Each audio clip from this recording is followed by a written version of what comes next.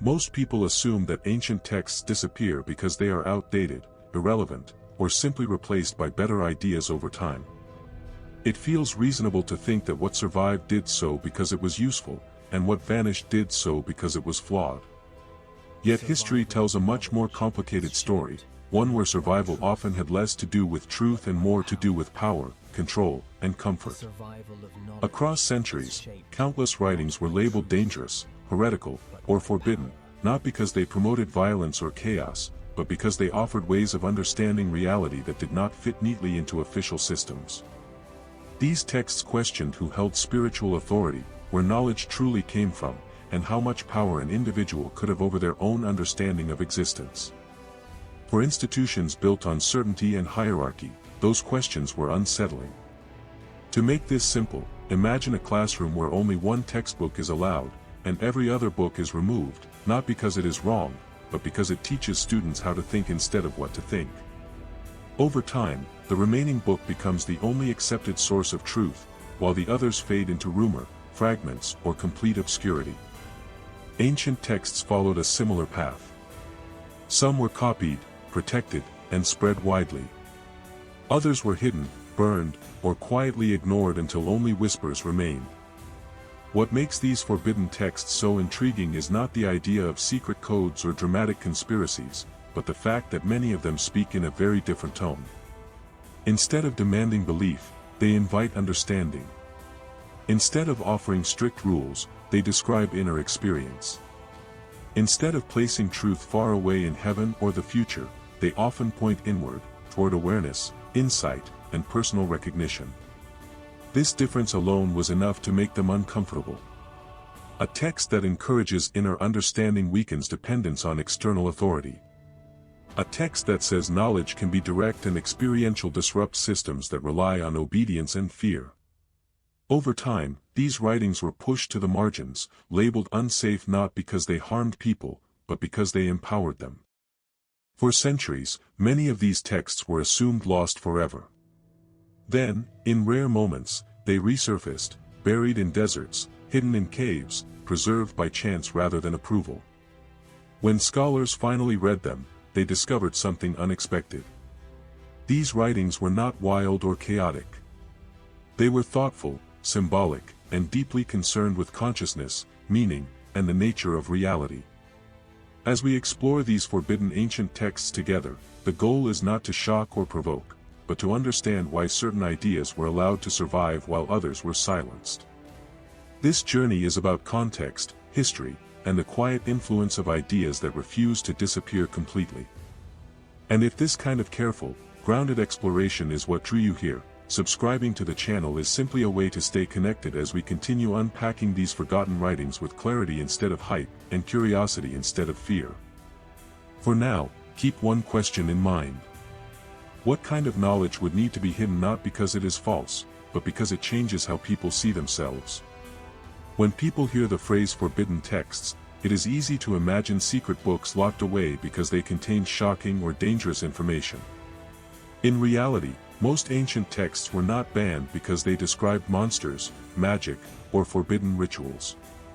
They were labeled forbidden because of what they suggested about knowledge, authority, and the human inner world. In the ancient world, information was power. Literacy was rare, manuscripts were expensive, and copying texts required time, training, and approval. This meant that deciding which texts were copied and preserved was not a neutral process. It was a choice, often made by religious or political leaders who needed consistency and control to maintain order. Many texts became problematic because they presented ideas that did not align with official teachings. Some described the divine not as distant and judgmental, but as deeply connected to human awareness.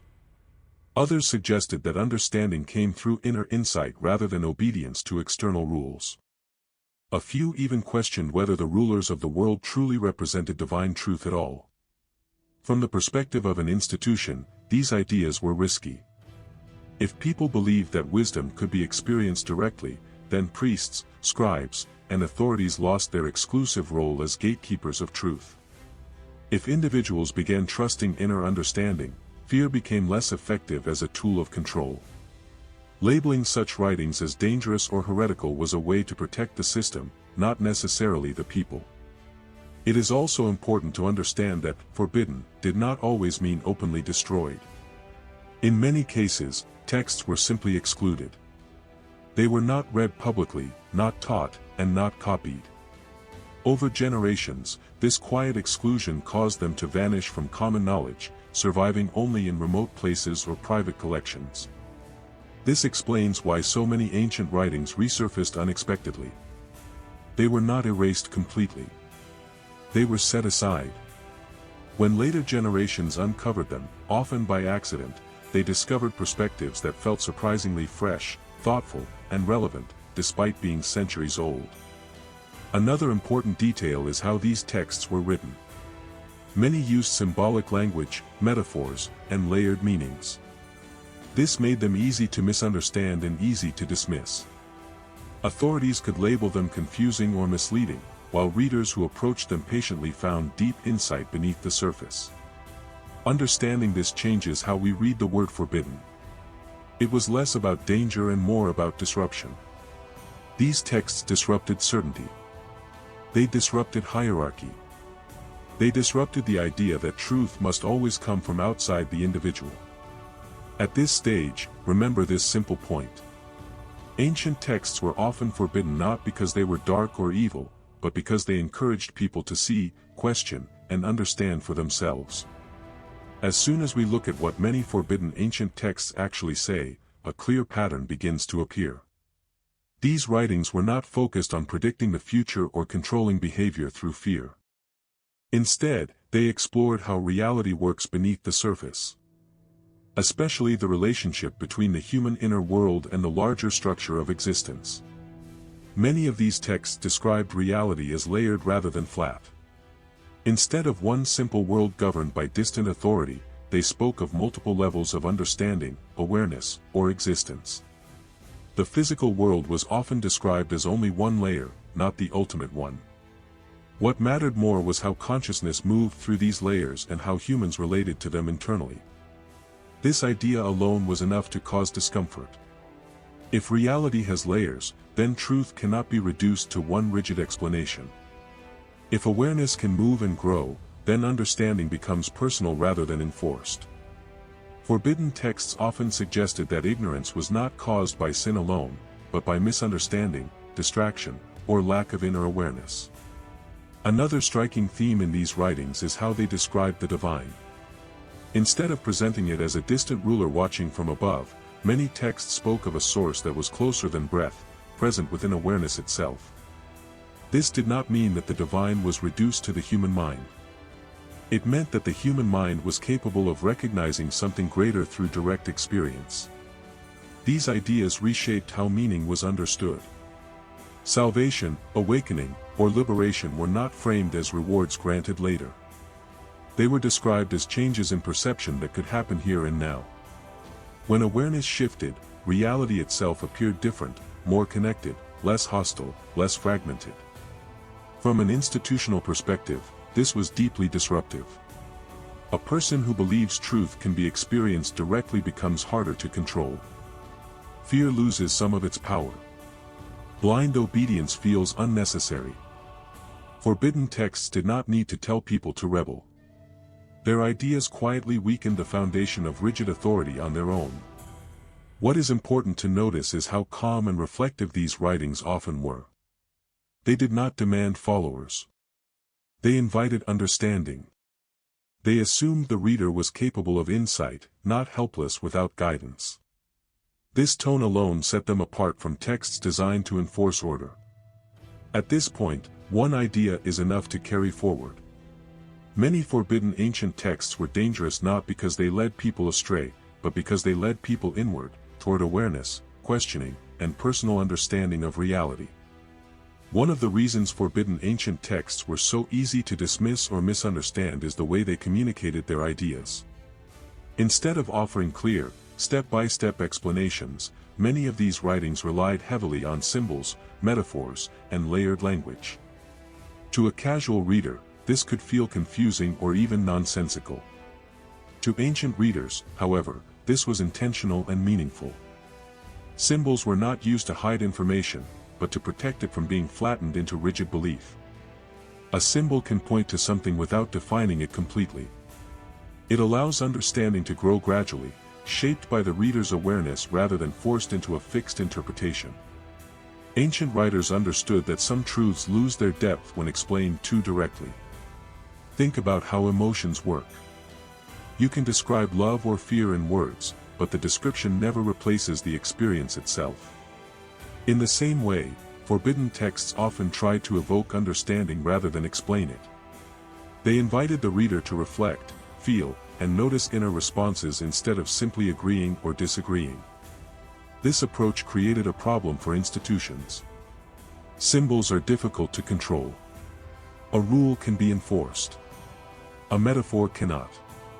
When a text speaks in symbols, readers begin interpreting it for themselves. Meaning becomes personal. Over time, this openness was seen as dangerous, because it allowed many interpretations instead of one approved version. As a result, symbolic texts were often labeled confusing, misleading, or unsafe for the general public. Authorities preferred clear doctrines that left little room for personal insight. Anything that encouraged reflection instead of obedience was gradually pushed aside. Ironically, this is exactly why these texts survived at all. Their symbolic nature allowed them to be hidden, copied quietly, or dismissed as unimportant rather than destroyed outright.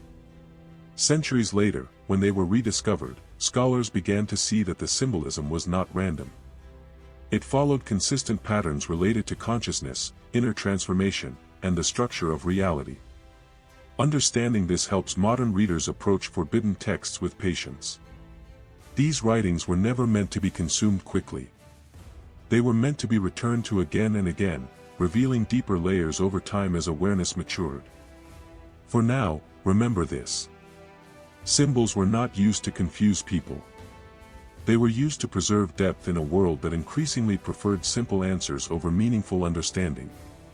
As symbolic language became more common in forbidden ancient texts, another defining feature stood out clearly. These writings focused far more on inner knowledge than on external rules. Instead of telling people what to do, they explored how understanding arises inside a person when awareness becomes active and curious. Many of these texts used a word that later became controversial: knowledge. Not knowledge as memorization, but as recognition. The idea was simple but powerful. Truth is not something handed down fully formed. It is something realized through direct insight. When awareness shifts, understanding appears naturally, without force. This approach challenged systems built on strict behavior codes. Rules are easy to monitor. Inner understanding is not. A person following rules may still be fearful, confused, or disconnected inside. A person who understands inwardly acts differently without being told. Forbidden texts trusted this inner change more than external enforcement. To make this easier to grasp, imagine learning how to ride a bicycle. No rulebook can replace the moment your balance clicks. Once it does, riding becomes natural. Ancient writers believed spiritual understanding worked the same way. When insight appears, behavior follows without pressure. This explains why many forbidden texts feel calm rather than commanding. They assume the reader is capable of insight. They do not threaten punishment for misunderstanding. They invite reflection. This tone was risky. Institutions preferred certainty, obedience, and uniform belief. Texts that encouraged inner authority weakened that structure quietly. Another reason these writings were unsettling is that they often described ignorance as a condition, not a crime. People were not sinful for lacking understanding. They were simply unaware. And awareness could grow. This removed fear as a motivating force and replaced it with curiosity. Over time, texts that centered inner knowledge were labeled unsafe. Not because they led people astray, but because they led people inward. That inward turn made external control less effective. At this stage, remember one key idea. Many forbidden ancient texts were not about breaking rules. They were about awakening understanding, and that made them far more powerful than they appeared. One of the most misunderstood aspects of forbidden ancient texts is how they related to authority. These writings rarely told people to rebel, reject leaders, or tear down systems. In fact, many of them barely mentioned authority at all. And that is exactly what made them unsettling. Instead of attacking power directly, these texts did something quieter and far more effective. They shifted attention away from external control and toward inner understanding. When a person begins to trust their own awareness, authority loses its absolute grip without being confronted. Control weakens not through resistance, but through irrelevance. Ancient institutions depended on clear lines of guidance. You were told what was true, what was false, what was allowed, and what was forbidden. Forbidden texts disrupted this model by suggesting that truth could be recognized, not just received. This did not mean rejecting teachers or traditions, but it meant they were no longer the final source of meaning. To understand why this was dangerous, think about how authority functions. It works best when people doubt themselves. When individuals believe they cannot understand reality without permission, they become dependent. Forbidden texts quietly remove that dependency by reminding readers that awareness itself is capable of insight. What makes this even more subtle is that these writings often respected structure on the surface. They did not promote chaos or lawlessness. They focused on clarity. A clear mind naturally behaves differently. Fear-driven obedience becomes unnecessary when understanding is present.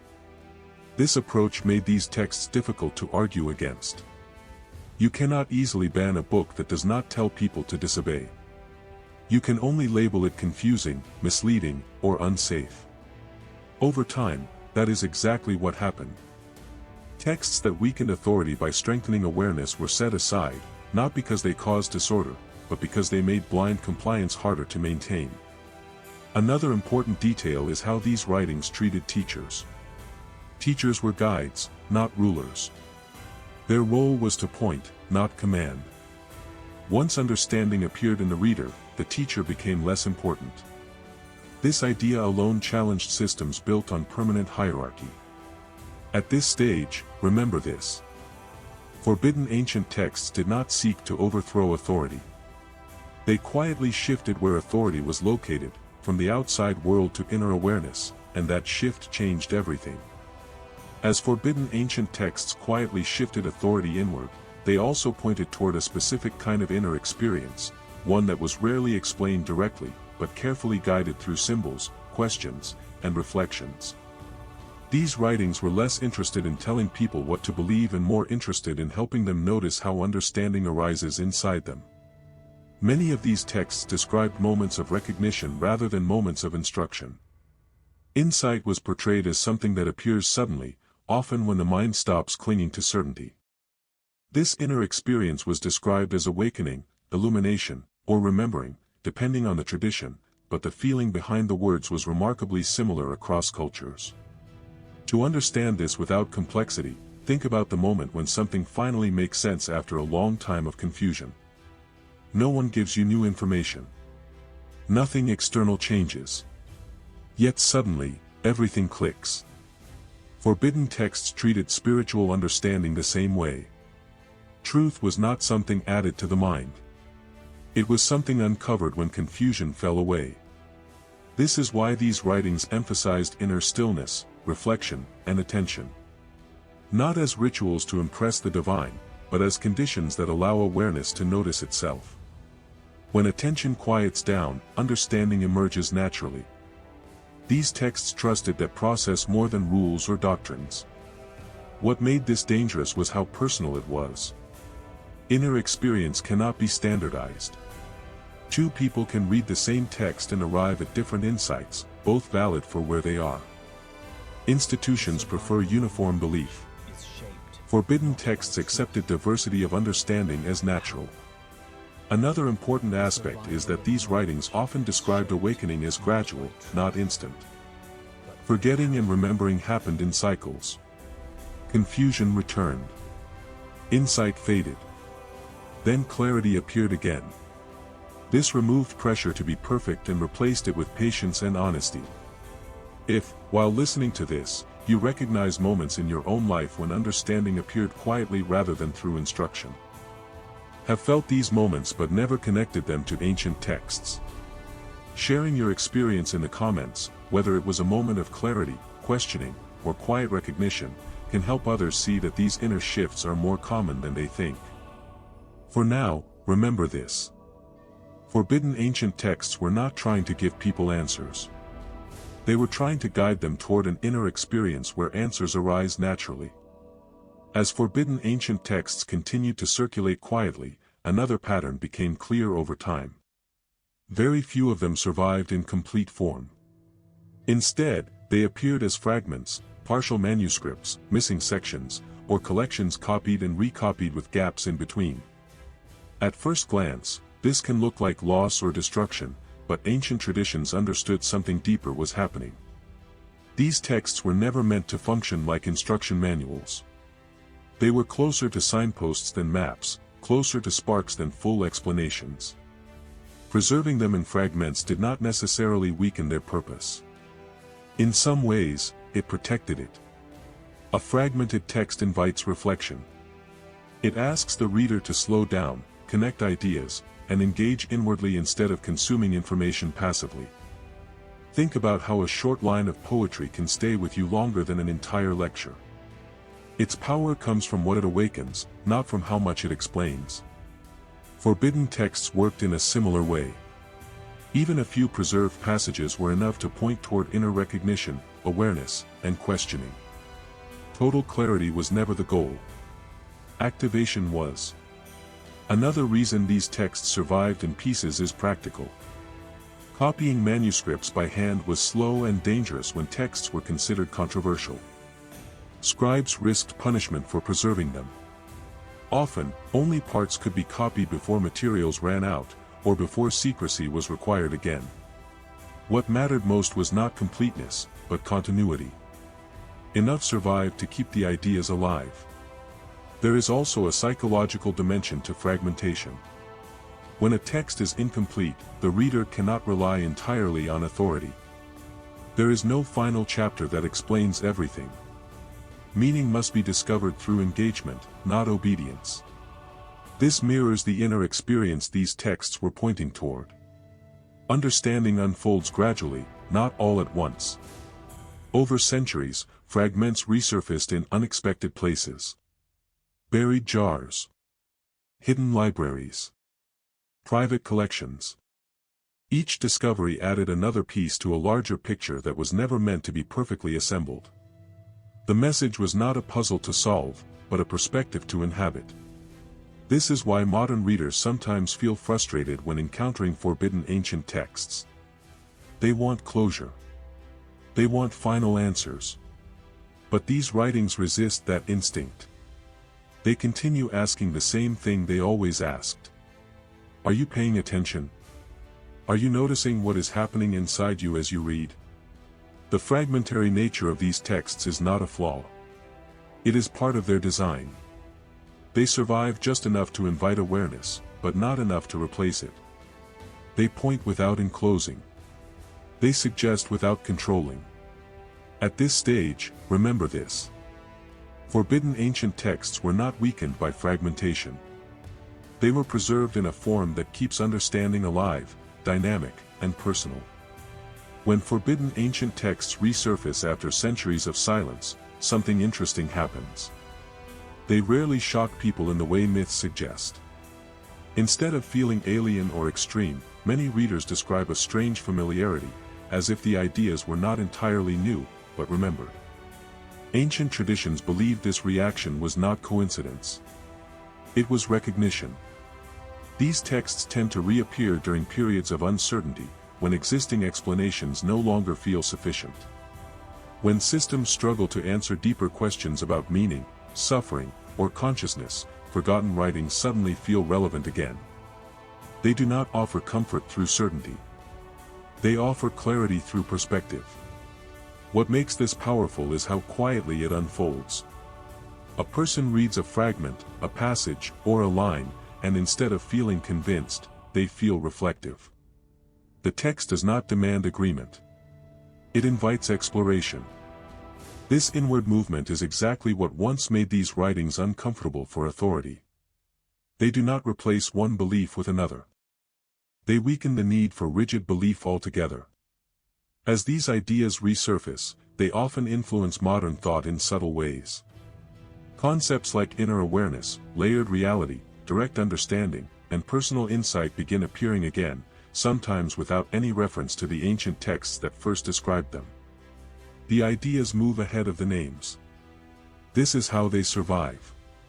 They adapt, reappear, and continue shaping how people think without drawing attention to themselves. Another important detail is how these texts affect identity. When someone encounters ideas that emphasize inner recognition over external authority, self-understanding begins to shift. Life feels less like something to obey and more like something to understand. Responsibility deepens, not because of fear, but because awareness grows. This resurfacing does not mean everyone agrees or accepts these ideas. That was never the goal. Forbidden texts were never meant to create uniform belief. They were meant to awaken curiosity. Some people read them and move on.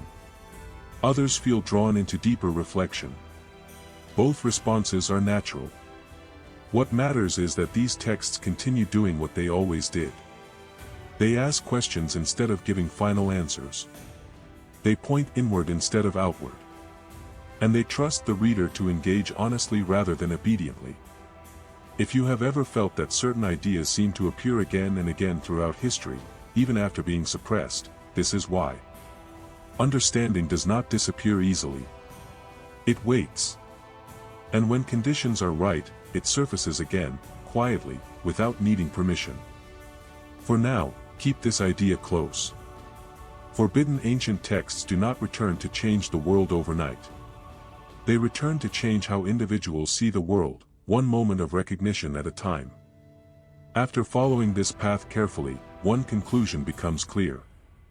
Forbidden ancient texts were never truly forbidden because they were evil, dangerous, or false. They were set aside because they spoke to something that cannot be easily managed, direct understanding. They trusted awareness more than authority, experience more than obedience, and recognition more than belief. These writings did not try to replace one system with another.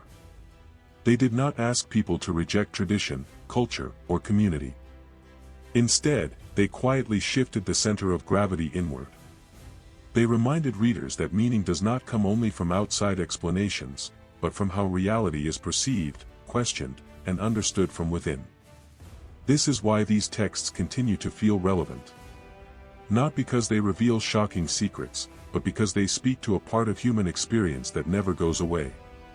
The desire to understand rather than simply accept.